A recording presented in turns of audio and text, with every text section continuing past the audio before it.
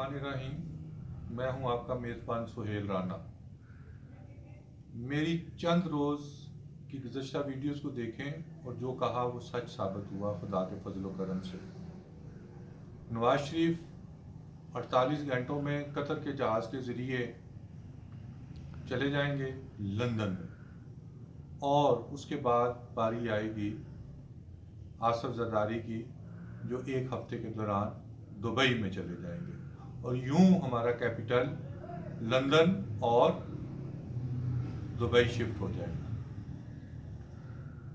नवाज शरीफ ने धरने से फायदे उठाए और मौलाना फजल रहमान ने क्या हासिल किया, इसको आगे चल कर मैं बताता हूं। लेकिन सबसे ज़्यादा फ़ायदा उठाने वाले चौधरी बरादरान हैं, जो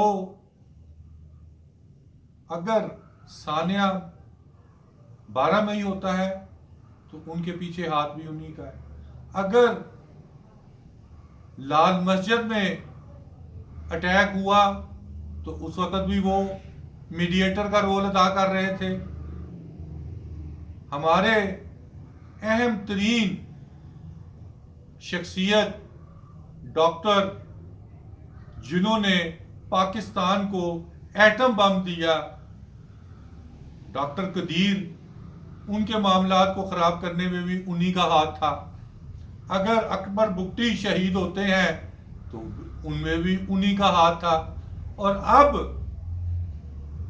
मज़ाकरात में वो जाते हैं मौलाना फजल रहमान के पास तो कहते हैं तुम दो, मिट्टी पाओ।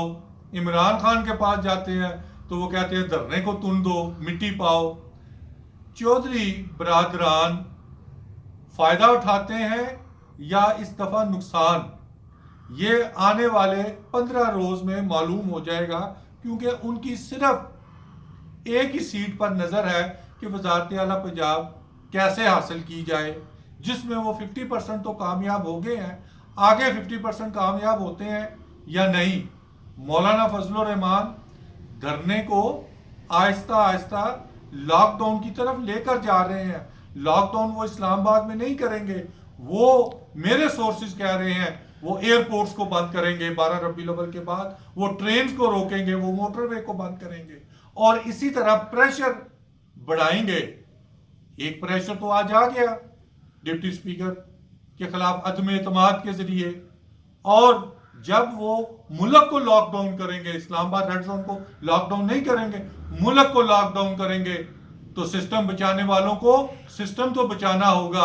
सिस्टम तो शायद वो ना बचाएं, तो मुल्क बचाना होगा। अभी तक करतारपुर पर सारी नजरें हैं।